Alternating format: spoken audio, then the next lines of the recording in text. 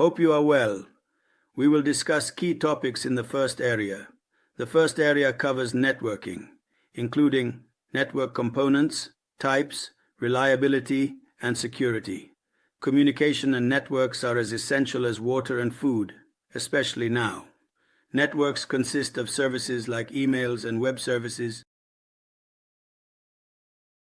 The four main topics we will discuss include the essential components of a network, such as routers and switches, which are crucial for establishing connections. We will also cover the common types of networks, like local area networks, LANs, and wide area networks, WANs, each designed for specific needs. Additionally, we will examine what makes a network reliable, focusing on aspects like redundancy and fault tolerance to ensure consistent performance. Finally, we will explore network security, highlighting the importance of firewalls and encryption to protect data and maintain privacy.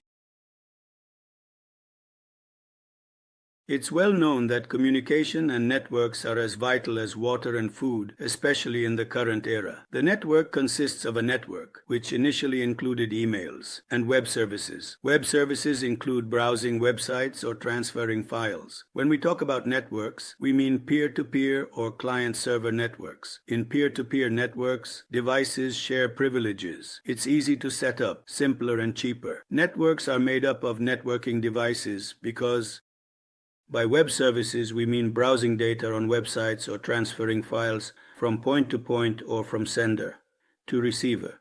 When we talk about networks, we refer to whether they are peer-to-peer or client-server networks. The peer-to-peer network means that devices have the same privileges. One of its advantages is that it's easy to set up, less complex, and lower cost. Networks are made up of networking devices, and LANs consist of intermediate devices like switches and end devices like laptops, computers, servers, and so on. The third component is the transmission media. Peer-to-peer means that devices have the same privileges. Of course, one of its advantages is that it's easy to set up, less complex, and lower cost. Networks are made up of networking devices, and LANs consist of intermediate devices like switches and end devices like laptops, computers, servers, and so on.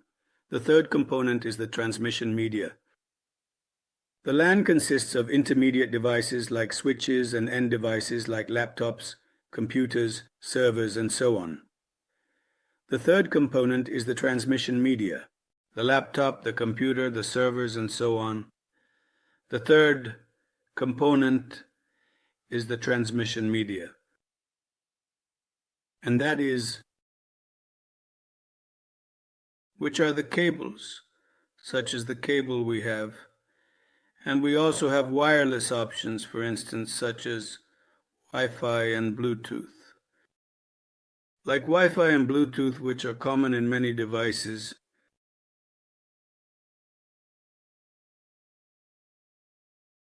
for my mother, I created network, and I have two designs. The first design is called physical topology, which refers to the distribution of devices in a building or the area where I will set up a network. For example, where is the first design on the first floor? Where is the second design on the third floor? Where is the third design? Where is the server located in the basement? This is how devices are distributed in the building or location, and this is called physical topology. As for logical topology, it is the distribution of IPs on devices and the work of subnetting and so on, meaning the distribution of numbers on devices and on subnets so that we continue to work on designing the amount of IPs that I have distributed in a way that is adjusted on devices and on subnets, and this is what we call subnetting, or a topology diagram. The main types of networks are categorized based on geography, meaning how much area the network covers. We refer to them as medium or large. For instance, we have worldwide networks that cover 1, 2, or 3 countries, or even the entire world, which we call the World Wide Web. Or what? And we have the medium, or the local area that can cover a building, or two buildings in a compound, and so on. LAN and WAN mean that LAN is basically a switch and a group of end devices, while WAN is a collection of LANs connected to each other. That's why we call it WAN, and the area that connects these LANs is referred to as the cloud. We call it the cloud. The Internet is a wide area network, but the content on it is available to the general public, which is why we call it the Internet. However, if it's a WAN and the content is restricted to a group of employees or company owners, we just call it a WAN and not the Internet. To build a reliable network, I need to consider four standards. I consider four standards: tolerance, scalability, security, or quality of service. Backup for errors, e.g., if a cable is cut, an automatic cable replaces it. Scalability means network starts small but grows. There should be a backup for errors. If a cable is cut, there should be a backup that takes its place. Scalability means the network started small but can grow larger without changing from A to Z. Security refers to securing the content of the network, and quality of service is the measure that shows if this network is performing its function in a disciplined manner or not. Without changing from A to Z, security is, of course, about securing the content of the network.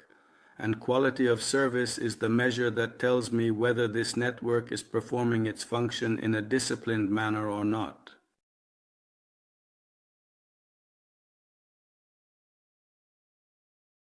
Network security. This means that this is a very important part of the networks, as I have the most important data, and we have many things that could confront the network, whether they come from the network itself or result from an external attack, and we call this externalities.